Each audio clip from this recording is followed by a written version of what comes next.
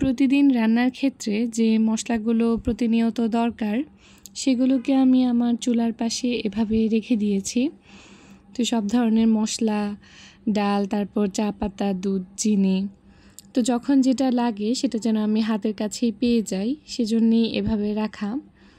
তো তারপরেও মনে হচ্ছিল যে আলাদা আলাদা কৌটায় যেহেতু রাখা, সেজন্য আমার একটা একটা করে নিয়ে তারপর মশলা দিতে হচ্ছে।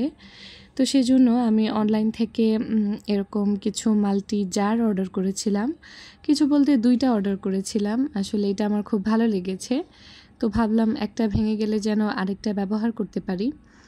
তো এটা ট্রান্সপারেন্ট হওয়াতে একটা সুবিধা, বাহির থেকেই দেখা যাবে যে ভেতরে কি আছে বা কোথায় আছে। তো এটাতে 4 ধরনের মশলা রাখা যাবে আর মাঝখানে চামচ। এটার আরেকটা জিনিস আমার খুব ভালো লেগেছে, ঢাকনাটাতে রাবার দেয়া, এতে করে এটা এয়ারটাইট থাকবে। অনেক সময় দেখা যায় এয়ারটাইট ছাড়া থাকলে মশলা বেশি শুকনো হয়ে যায়, তো এয়ারটাইট থাকলে সেই ভাবটা আর থাকে না।